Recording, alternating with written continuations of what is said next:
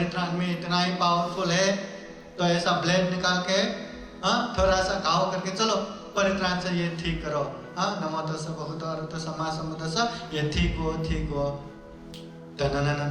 हो जाएगा ऐसा। स्वागत है आप सभी का। आप लोग देख रहे हैं बुद्धास टीचिंग चैनल और हम यहाँ महाकारुणिक तथागत बुद्धा और उनके शिक्षाओं के विषय में चर्चा करते हैं।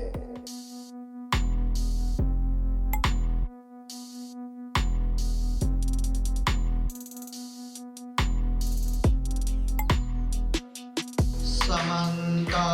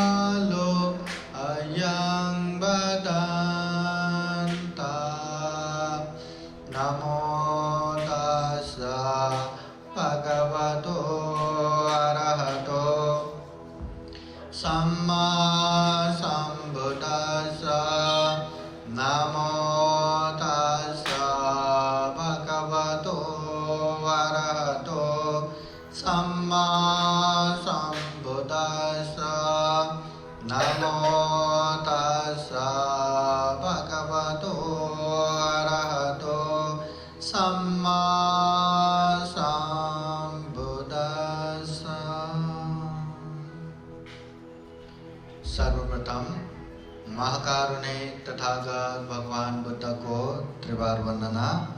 महाकारुणिक तथागत बुद्ध द्वारा देशित सुआख्यात धम्म को त्रिवार वंदना। महाकारुणिक तथागत बुद्ध के आर्य श्रावक संघ को त्रिवार वंदना। परम पूजनीय बोधिसत्व डॉक्टर बाबा साहब अम्बेडकर आज के विशेष कार्यक्रम में उपस्थित पूजनीय भिक्षु संघ, उपासक उपासिकाएं तथा प्रत्यक्ष अप्रत्यक्ष जुड़े हुए संपूर्ण श्रद्धा संपन्न बुद्धि संपन्न उपासक उपासिकाएं, अभी हमने महाकारुणिक तथागत बुद्ध धम्म संघ के अनंत गुण धम्म और आशीर्वाद से भरा हुआ परित्राण पाठ श्रवण किया। ये परित्राण बुद्ध का आशीर्वाद है, धम्म का आशीर्वाद है, संघ का आशीर्वाद है। एक समय तथागत बुद्ध से पूछते हैं, अगर ये परित्राण बुद्ध धम्म संघ का आशीर्वाद है तो क्या ये परित्राण सभी को लगता है क्या? ये परित्राण का आशीर्वाद सभी को प्राप्त होता है क्या? आप लोगों को क्या लगता है? ये परित्राण का आशीर्वाद सबको लगता है या किसी को ही लगता है? सबको लगता है। महाकारुणिक तथागत बुद्ध कहते हैं, उपासक, ये परित्राण पाठ का आशीर्वाद सबको नहीं लगता। जो व्यक्ति श्रद्धा पूर्वक परित्राण पाठ श्रवण करेंगे, बुद्ध के प्रति श्रद्धा है, धम्म के प्रति श्रद्धा है, संघ के प्रति श्रद्धा है। श्रद्धा मतलब अंदर से विश्वास है, बुद्ध धम्म संघ के प्रति विश्वास है और इसमें भी विश्वास है कि जो हम ये परित्राण सुन रहे हैं ये बुद्ध वाणी है, ये बुद्ध का उपदेश है। बुद्ध बनने के बाद गांव नगर जनपद देश देशांतर चारिका करते हुए जितने भी अच्छे उपदेश दिए, उन्हीं उपदेशों का ये सार संक्षेप संग्रह ये परित्राण है, ये शुद्ध है। बुद्धवाणी सुनना भी बहुत बड़ा पुण्यमय काम है, मंगलमय काम है।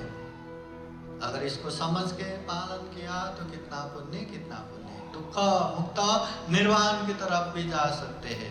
तो ऐसे बुद्ध वाणी सुनने को मिल रहा है, ये बहुत बड़ा पुण्य है। ऐसा श्रद्धा संपन्न होके परित्राण सुनना चाहिए। अगर परित्राण सुनने में श्रद्धा ही नहीं, अंदर से विश्वास ही नहीं, बस सबने कहा इसलिए परित्राण करवाया, परित्राण किया, परित्राण सुना, बस बैठना है, सुनना है, कोई प्रभाव लगेगा क्या? हाँ, दूसरा गाना सुनना, दूसरा शायरी सुनना, शायरी गाना तो फिर भी समझ में आता है, ये तो बुद्धवाणी पाली भाषा है, समझता भी नहीं, क्या पुण्य मिलेगा क्या? इसलिए श्रद्धा चित्त विश्वास नहीं रहा तो इसका प्रभाव नहीं लगेगा। श्रद्धा चित्त के साथ साथ ध्यान भी होना चाहिए, एकाग्र भी होना चाहिए। कितनी पवित्र बुद्धवाणी सुनने को मिल रहा है करके मन को इधर उधर जाने दिए बिना एकदम एकाग्र होके धम्म देशना सुनना चाहिए। मन में अनेक तरह के क्लेश भी उत्पन्न नहीं होना चाहिए। प्रसन्न होके बुद्धवाणी सुना तो परित्राण का प्रभाव लगता है। अन्यथा केवल परित्राण कार्यक्रम में बैठने मात्र से परित्राण का प्रभाव नहीं लगता, परित्राण का पुण्य नहीं लगता। इसलिए किसी को लगता है, किसी को नहीं लगता है। विशेषतः जो ये परित्राण पाठ करते हैं, ये परित्राण पाठ करवाते हैं, या तो सुनने वाला है या तो करने वाला है, दोनों तरफ से प्रभाव लगता है।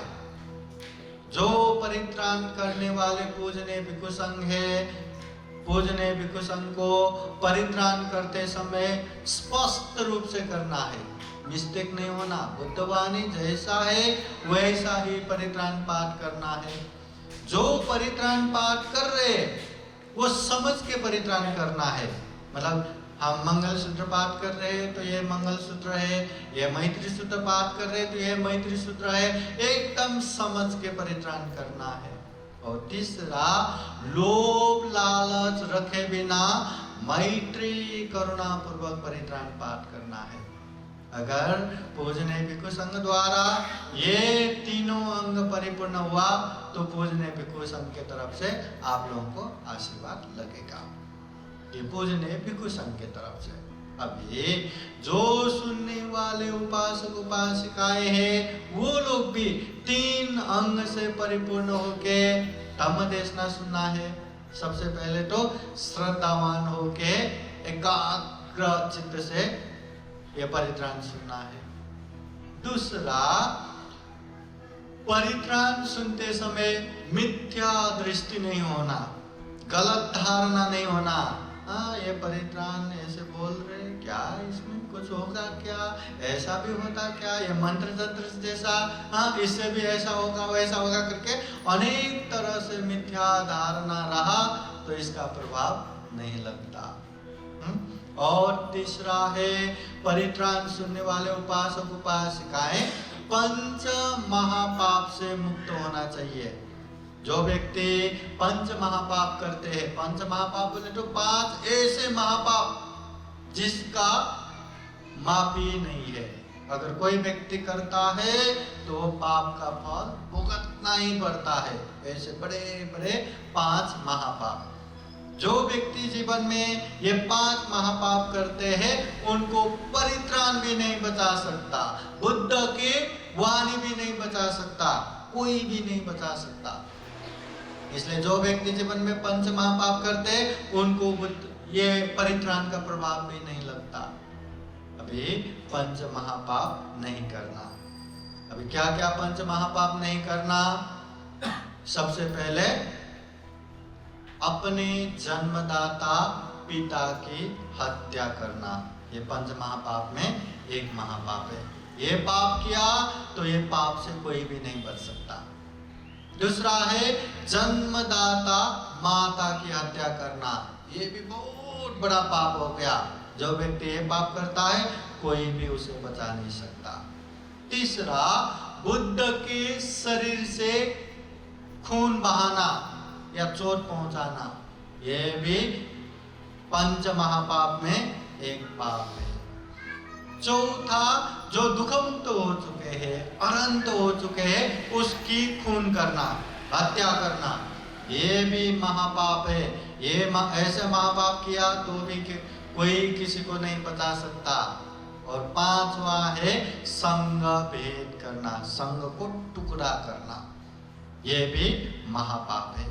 जो व्यक्ति ऐसे महापाप करते हैं उसे परित्राण तो क्या, बुद्ध भी नहीं बचा सकता। तथागत बुद्ध के समय में अंगुलीमाल ने ये अंगुली इकट्ठा करने के लिए हजारों लोगों को मारा, पर जब बुद्ध के शरण में आए, बुद्ध के उपदेश अच्छे से सुन के ध्यान साधना किया, तो ध्यान साधना करते करते दुख मुक्त भी हो गया। एक एक इंसान को मारने का कितना बड़ा पाप रहता है, कितना दुर्गति जाना पड़ता है, पर अंगुलीमाल ने सारे हिंसा के मार्ग छोड़ के करुणा के मार्ग पे चले, मैत्री के मार्ग पे चले और ध्यान साधना करते करते दुख मुक्त बन गए।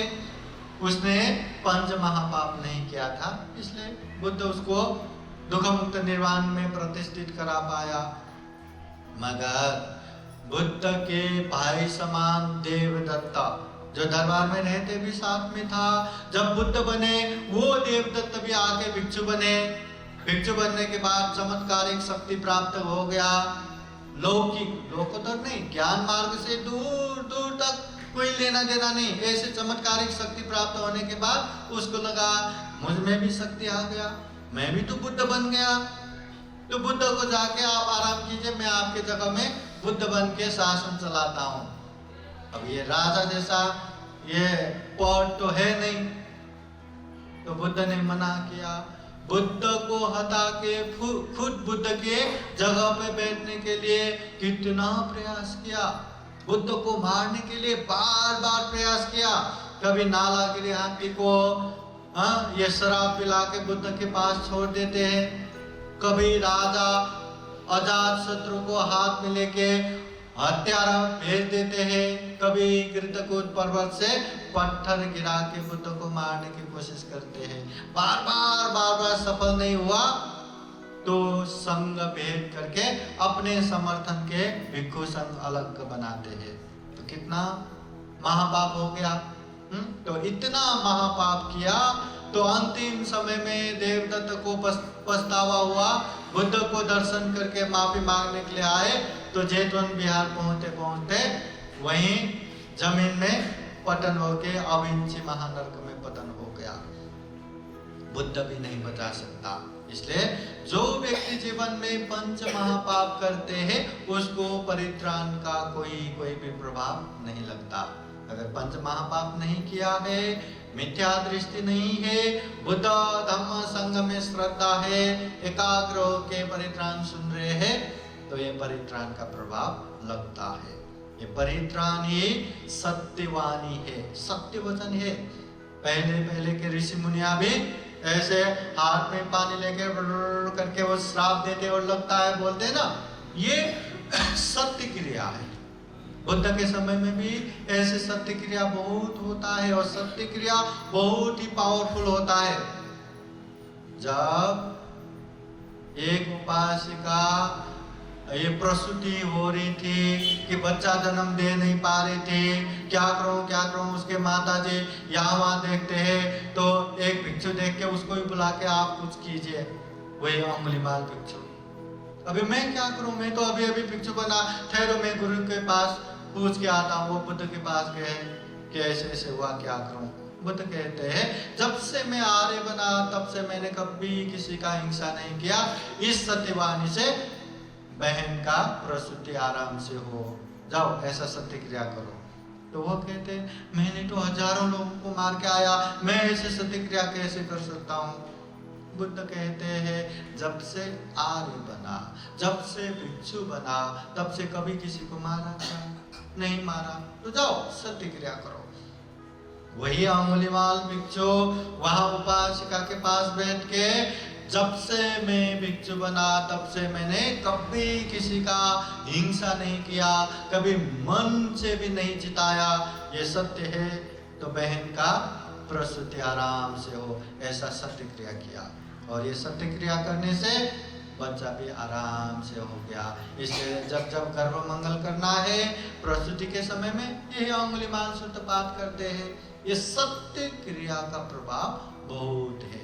तो ये परित्राण जो करते हैं ये भी सत्य क्रिया है।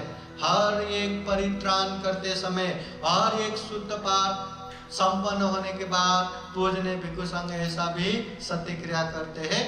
ये तेन सच्चवचन, इस सत्यवाणी के अनुभव से, इस सत्य वचन के अनुभव से सोतिते हो तो सर्वदा, हमेशा हमेशा आप लोगों को स्वस्ति मंगल हो। ये तेन सच्चवचन, इस सत्य वचन के अनुभव से सब दुख, सभी प्रकार के दुख, सब भय, सभी प्रकार के भय अंतराय, सब रोगों, सभी प्रकार के रोग विनाशतो विनाशो। ये तेन सच्चवचन, इस सत्य वचन के अनुभव से होतु ते जय मंगलम, हमेशा हमेशा जय मंगल हो, ऐसा सत्य क्रिया करते हैं। अभी ये परित्राण का भी अपना ही लिमिटेशन है। कोई कहे अगर परित्राण में इतना ही पावरफुल है तो ऐसा ब्लेड निकाल के थोड़ा सा घाव करके चलो परित्राण से ये ठीक करो, नमो तस्सै भगवतो सम्मा सम्बुद्धस्सै, ये ठीक हो ठीक हो जाएगा ऐसा नहीं। जितना समय लेना है वो लगता ही है। परित्राण क्या करता है? कमजोर मन को दृढ़ बनाता है। जिसमें आत्मबल नहीं है वो आत्मबल भर के देता है, कॉन्फिडेंस देता है। अगर कोई व्यक्ति मन से बहुत पावरफुल है ना तो उसको छोटे मोटे बीमारी तो आता भी नहीं। पूरा साइंस भी कहते हैं मोर देन 90% जो बीमारी होता है मन की वजह से होता है। अगर मन पावरफुल रहा तो छोटे मोटे बुखारी वो तो छोड़ ही दो, बड़े से बड़े कैंसर भी नहीं लग सकता, ऐसा कहते हैं। कभी महसूस करो ना, आज कितना बोर हो रहा है, बुखार जैसा हो रहा है, सच में बुखारी होने लगता है।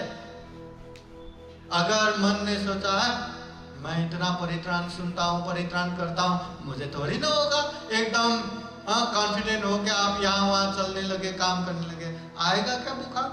इसलिए ये मन से आने वाले अनेक प्रकार के जो बीमारियां हैं, जो चिंता है, जो तनाव है, उससे मुक्ति देने का काम ये परित्राण करता है। और ये परित्राण भी श्रद्धावानों को लगता है। परित्राण का प्रभाव जो अच्छे से विश्वास पूर्वक सुनते हैं उन लोगों को लगता है। इसलिए कहते हैं जिसको विश्वास है परित्राण बहुत बड़ा बुद्ध धम्म संघ का आशीर्वाद है। और जिसको विश्वास नहीं, एक गाना जैसा ही समझो, एक शायरी जैसा ही समझो, एक बस कर्मकांड की तरह, कोई भी प्रभाव नहीं है। इसलिए ये विश्वास जिसको है उसी के लिए है। ये बुद्ध का ये उपदेश है। बुद्ध बनने के बाद गांव नगर जनपद देश देशांतरचारिका करते हुए जो भी अच्छे अच्छे उपदेश दिए उन्हीं उपदेशों का संग्रह ये परित्राण है। अभी परित्राण क्या है? परि बोले तो चारों ओर से, त्राण बोले तो आरक्षण, सुरक्षा। परिसमन्तो तायति रक्षति परितम, जीवन में चारों ओर से आने वाले अनेक तरह के विघ्न, बाधा, भय, अंतराय, समस्याओं से जो आरक्षण देते हैं, जो सुरक्षा करते हैं, उसी को परित्राण कहते हैं। ये परित्राण तथागत बुद्ध के सत्यवाणी है। ये परित्राण तथागत बुद्ध के मैत्री वाणी है। ये परित्राण बुद्ध के अनंत अनंत आशीर्वाद है, धम्म के अनंत अनंत आशीर्वाद है, संघ के अनंत अनंत आशीर्वाद है। इतना ही नहीं, अनंत बोधिसत्वों के अनंत अनंत आशीर्वाद है ये परित्राण। इसलिए आप लोगों ने देखा होगा जन्म से लेके मृत्यु पर्यंत तक यहाँ परित्राण पाठ करते हैं, करवाते हैं। बौद्ध देश में कभी भी सुख का क्षण आया पूजने भिक्षु संघ द्वारा परित्राण। दुख का क्षण आया, पूजने भिक्षु संघ द्वारा परित्राण। जन्मदिन हुआ, मृत्यु दिन हुआ, ये हुआ, वो हुआ, हर समय में ये परित्राण पाठ करते हैं, करवाते हैं। बुद्ध धम्म संघ का ब्लेसिंग है, आशीर्वाद है ये परित्राण।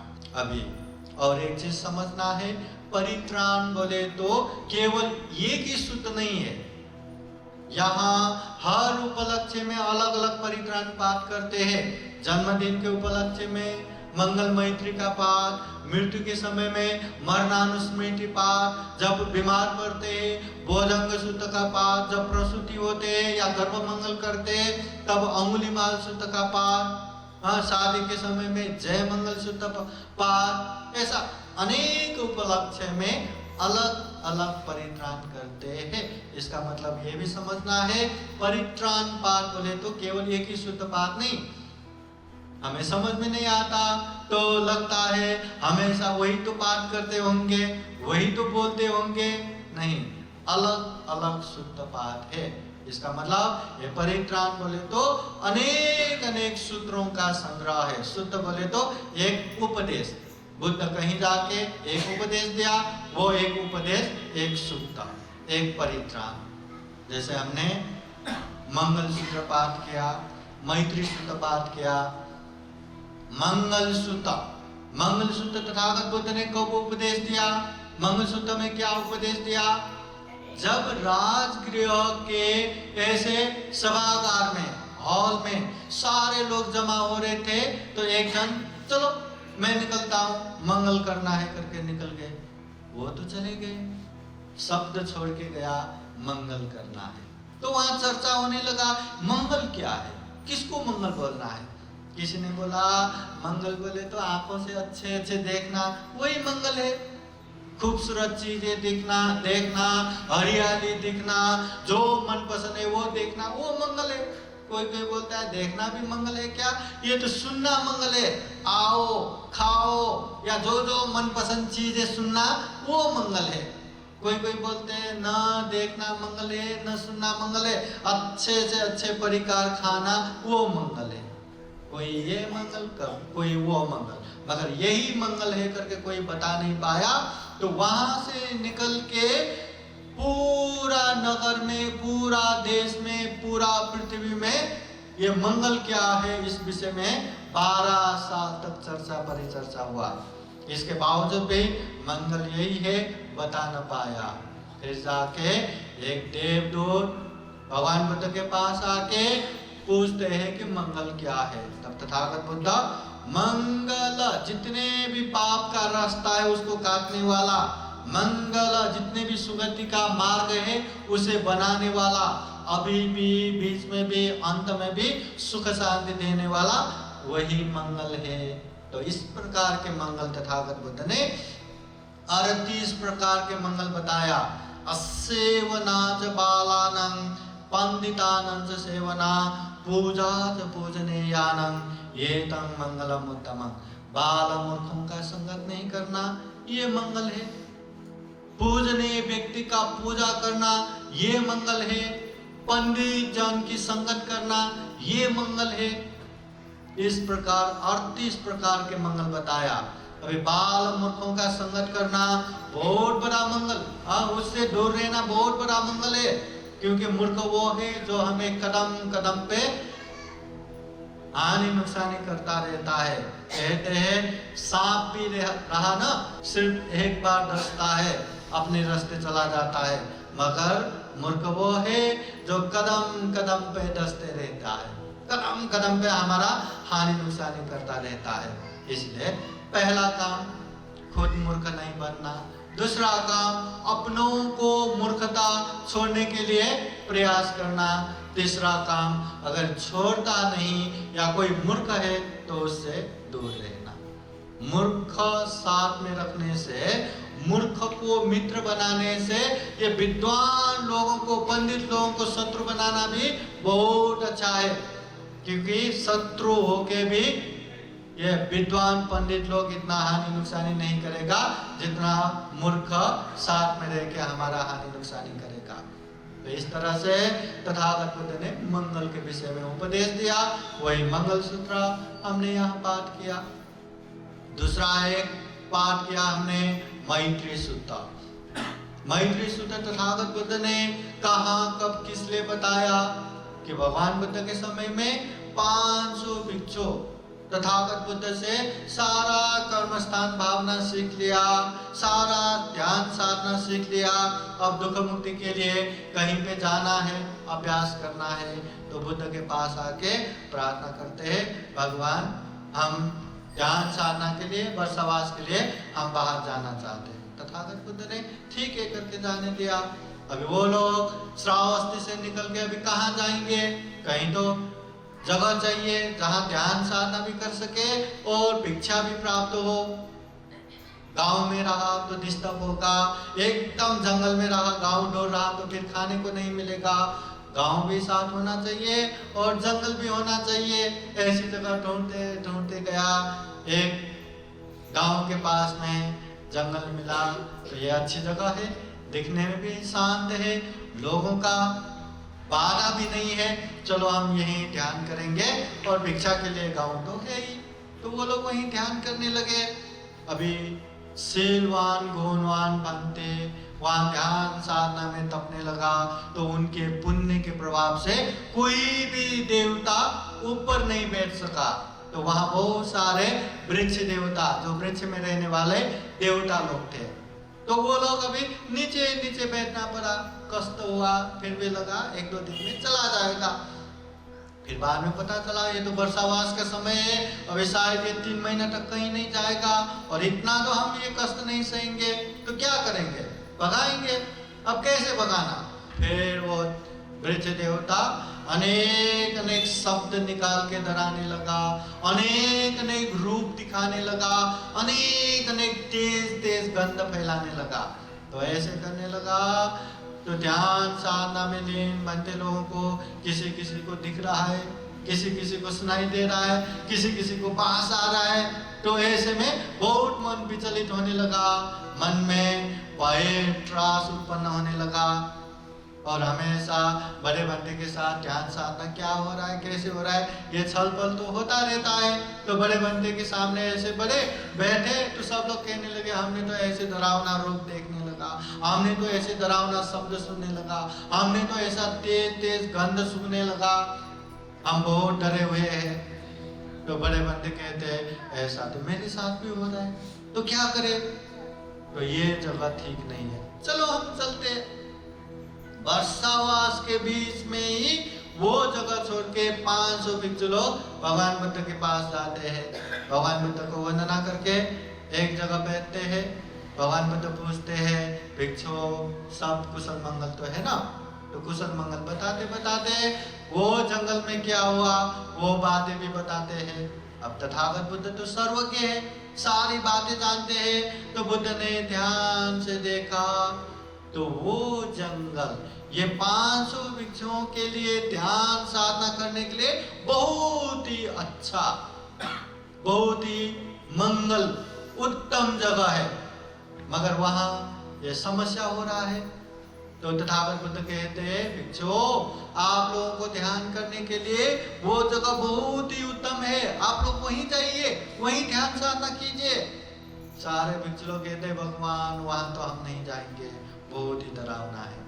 तथागत बुद्ध कहते हैं, डरना नहीं, मैं आप लोगों को एक परित्राण सिखा के भेजता हूँ, तो ये सीखो करके तथागत बुद्ध करणीय मत कुशलेन यंतं संतं पदं अभिसमेच सकोजोच सोजोच सुवचोच समुद्वनतिमानि ये मंगल मैत्री सूत्र पाठ सिखाते हैं। और वो मैत्री सूत्र सीखकर जाओ, सुबह शाम या जब भी डर लगे ये परित्राण करते रहो करके भेज दिया। अभी बुद्ध ने भेजा तो 500 भिक्षु लोगों में भी हिम्मत आ गया, चलो जाएंगे करके जंगल में जाते जाते यही पाठ करते करते गया। सुबह शाम यही परित्राण किया, जब भी डर लगे तब भी परित्राण किया। तो ये परित्राण सुनते सुनते वो सारे वृक्ष देवता के मन भी स्थिर हो गया, शांत हो गया। बनते लोगों के मैत्री चित्त के अनुभव से एकदम शांत होके अभी डरा के उन लोगों को भगाना नहीं, जो जैसा आवश्यक है उस तरह का सेवा करके वो लोग बैठने लगा। तो 3 महीना ध्यान करते करते सारे बंदे दुखों से मुक्त हो गया, ज्ञान प्राप्त हो गया। तो ये है मैत्री शुद्ध। सभी को मंगल हो, कल्याण हो, सुखी हो, ऐसा मंगल मैत्री कामना करना, ये करणीय मैत्री शुद्ध। ये हमने बात किया। इस तरह का एक एक परित्राण भी बहुत प्रभावशाली है। जैसे अभी कोरोना होके गया, तथागत बुद्ध के समय में भी वैशाली नगर में बहुत बड़ा दुर्भिक्ष हो गया। अभी दुर्भिक्ष होने की वजह से, अनिकाल होने की वजह से लोगों को खाने तक नहीं मिला, और खाने को नहीं मिला तो अनेक वहाँ बीमारी भी फैलने लगा, और बीमारी इतना फैलने लगा, इतने लोग मरने लगा, उन लोगों को जलाना भी नहीं हुआ, उन लोगों को नगर के बाहर ऐसे वहाँ यहाँ फेंकने लगा। तो इस तरह से वहाँ दुर्भिक्ष भय उत्पन्न हो गया, वहाँ रोग भय उत्पन्न हो गया, वहाँ अमनुष्य भय उत्पन्न हो गया। बहुत ही लोग डर डर के रहने लगे, अब क्या करें क्या करें। तो ऐसे में यहाँ वहाँ ये करेंगे वो करेंगे, ऐसा सलाह करते करते करते बाद में चलो तथागत बुद्ध के पास जाएंगे, बुद्ध कोई ना कोई समाधान कर ही लेंगे। तो तथागत बुद्ध के पास जाते तो तथागत बुद्ध उन लोगों को यानी भूतानि समागतानि भूमानि वा यानि वान्तलिके तथागतं देव मनुष्यान, ये जो रतन सूत्र है, बुद्ध रतन, धम्म रतन, संघ रतन का ये रतन सूत्र है, ये पाठ तथागत बुद्ध आनंद भिक्षु को सिखाते हैं। और आनंद भिक्षु वो वैशाली नगर में आके हाथ में जल लेके जल छिड़कते नगर परिक्रमा करते करते परित्राण करते हैं। पहले परित्राण में पूरा वहां पे बरसात होने लगा, पूरा अनिकाल दुर्भिक्ष भय खत्म हो गया। फिर दूसरे चक्कर में वो परित्राण के प्रभाव से पूरा ये बीमारी भी चला गया। तीसरे परित्राण में पूरा अमनुष्य भय भी खत्म हो गया। इतना प्रभावशाली ये रतन सूत्र है। परित्राण का प्रभाव बहुत है। आगे जाके कुछ समय के बाद, कुछ क्षण के बाद हमारे जीवन में क्या होगा कोई नहीं बता सकता। बता सकता है क्या? अरे आप लोगों ने समाचार न्यूज तो सुनते होंगे, ऐसे ही बैठे बैठे, ऐसे ही हंसते हंसते, ऐसे ही खाते खाते हार्ट अटैक हो गया, वही मर गया। कोई कोई तो ऐसे मंच में, जैसे हम प्रवचन करते हैं ना, ऐसे मंच में प्रेजेंटेशन दे रहा है, वही छाती पकड़ा गिर गया, मर गया। कब कहाँ क्या होगा कोई नहीं बता सकता। कहीं पे गया, थोड़ा सा ये पैर मोड़ के गिर गया, पूरा पैर फ्रैक्चर, पूरा टूट जाता है। कोई तो बाथरूम में गिर के पैरालिसिस होता है, कोई क्या रे, अनगिनत ऐसे उदाहरण है। कहने का मतलब ये है कि आने वाला समय क्या होगा कोई नहीं बता सकता। देखा अनदेखा, जाना अनजाना, हमारे जीवन में क्या ऐसी समस्या आने वाला है कोई नहीं बता सकता।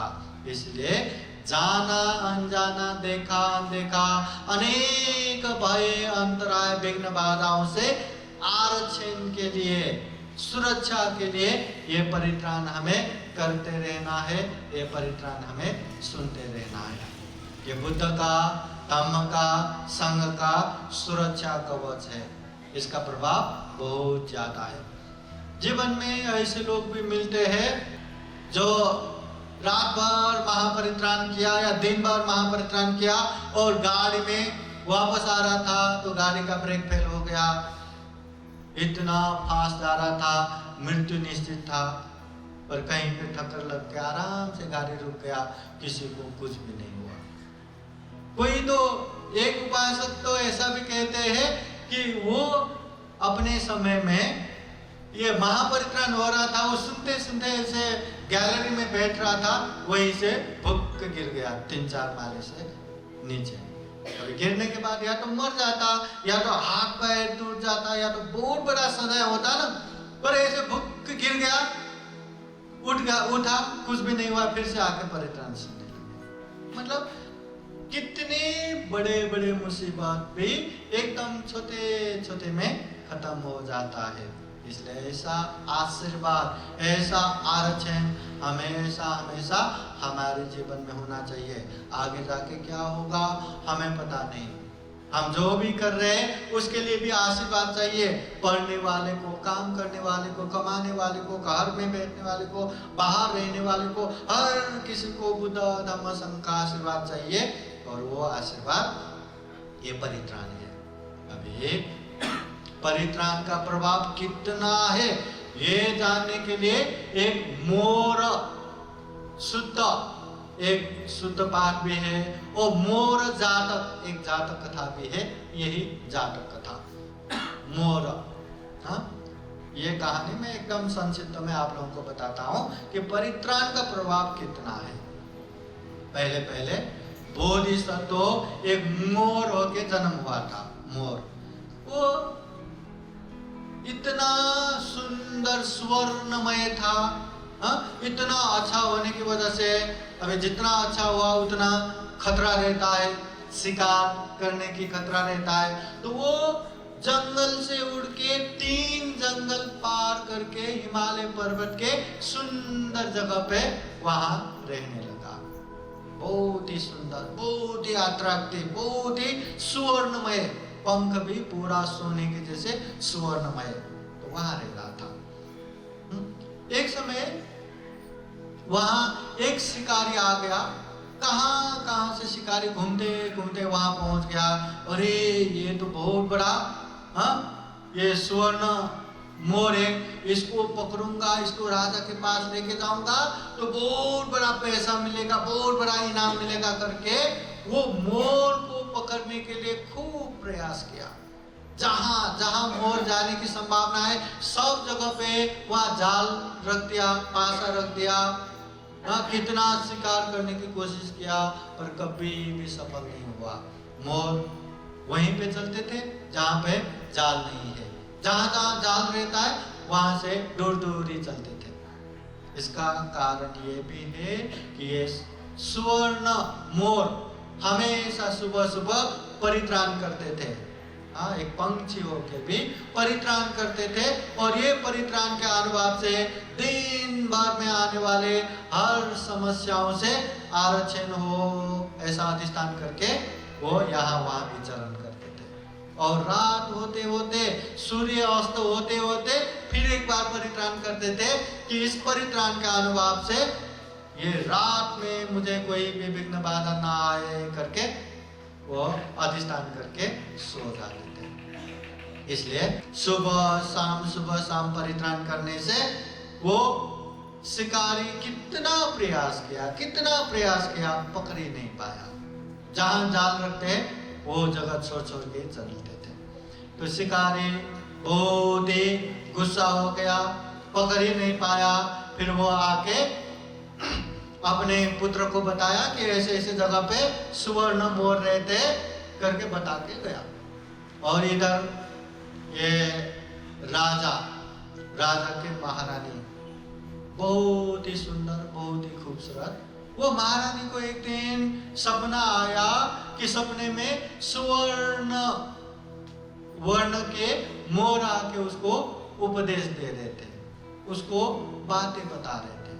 तो वो सपना देखा तो उसको इच्छा हुआ वाकई में ऐसे ही सुनने को। अभी महारानी है ना, महारानी है तो पावर है ना, शक्ति है, पैसा है, दान है, सब चीज परिपूर्ण है, तो इच्छा हुआ तो पूरा करेंगे। तो राजा को बोला मैंने ऐसे ऐसे सपना देखा, मुझे सुनना है। राजा कहते हैं महारानी ये क्या कह रही हो, कोई पंछी भी ऐसा प्रवचन देगा क्या, और वो भी सुवर्ण वर्ण के मोर इस दुनिया में रहता भी है क्या, ऐसी इच्छा मत करो। तो महारानी कहती है मुझे तो सुवर्ण मोर के प्रवचन सुनना ही है। ऐसा जिद करने के बाद अभी राजा भी क्या करेंगे, उसने पूरा दरबार बिठाया, सबको पूछा कि आप लोगों ने कहीं कहीं से भी सुवर्ण वर्ण के मोर के विषय में सुना है क्या? दुनिया में ऐसे सुवर्ण मोर भी होते हैं क्या? तो दरबार में कोई कोई पंडित हाथ खड़ा करके बोलते हैं ऐसा तो होना तो चाहिए, सुवर्ण वर्ण के मोर होना तो चाहिए। तो होना चाहिए तो किसी को पता है क्या कहाँ है? किसी को पता नहीं। फिर कोई पंडित कहते हैं ऐसी बातें शिकारी लोगों को पता रहेगा। तो राजा कहते ठीक है, जितने भी राज्य में शिकारी है सबको बुलाओ। सबको बुलाया और सबसे पूछा कि सुवर्ण वर्ण के मोर देखा है क्या, सुना है क्या? सब लोगों ने पता ही नहीं, सुना ही नहीं, देखा ही नहीं। पर एक ने हाथ उठाया और उसने कहा मेरे पिताजी ने एक बार कहा था कि ऐसे 3 जंगल पार हिमालय पर्वत के नजदीक बहुत बड़ा अच्छा सा एक वन है, वहां पे सुवर्ण वर्ण के मोर रहते हैं। मैंने ऐसा सुना है। तो ऐसा सुना है तो उसको पकड़ के लाओ, मारना नहीं है, पकड़ के लाओ। कौन जाएगा? तो शिकारी लोग राजा से ज्यादा पैसा मिल रहा है तो मैं जाऊंगा करके सब लोग जाके वो ट्राई मारा, सब उसको पकड़ने की कोशिश किया, पर कोई भी शिकारी सफल ही नहीं हुआ। जहां जाल डालते वहां हटके ही चलते, जहां चलते हैं वहां डाला तो फिर दूसरे रास्ते में चला जाता। वो परित्राण इतना आरक्षण कर रहा था, न उसका शिकार कर पा रहा था, न उसको जाल में ही कैद कर पा रहा था। ऐसा हो के इतना परेशान वो पकड़ ही नहीं पा रहा। इधर महारानी अभी सुवर्ण वर्ण के मोर है पता चलने के बाद और आस हुआ कि जल्दी आए मैं उसका प्रवचन सुन लूं। तो वही आस तीव्र होने की वजह से उसको खाने में भी रुचि नहीं हुआ, दूसरे चीजों में भी रुचि नहीं हुआ। धीरे धीरे बीमार जैसा पड़ने लगे, धीरे धीरे एकदम दुबले पतले होने लगे और धीरे धीरे होते वो आस, वो इच्छा पूरा किए बिना वो महारानी जल्दी ही मर भी गए। महारानी एक इच्छा पूरा न होने की वजह से वही याद करते मर गई। राजा को बहुत गुस्सा आया, इतना गुस्सा आया। सारा गुस्सा तो सुवर्ण मोर में ही निकालना था और पकड़ ही नहीं पा रहे। तो उसने वो सुवर्ण अक्षरों में वहां लिखवाया कि अमोक हिमालय पर्वत के नजदीक वन में एक सुवर्ण वर्ण के मोर रहता है, जो व्यक्ति उसका मांस खाएगा वो अमर हो जाएगा। लिख के वहां एक जगह रखवा दिया। वो राजा मर गया, उसके बेटे राजा बन गया। राजा बनने के बाद पिताजी ने रखा हुआ वो चिट्ठी खोल के देखा, अरे ऐसा लिखा है कि अमुक जगह पे सुवर्ण वर्ण के मोर है, जो व्यक्ति उसको खाएगा वो अमर हो जाएगा। अब अमर किसको नहीं होना है?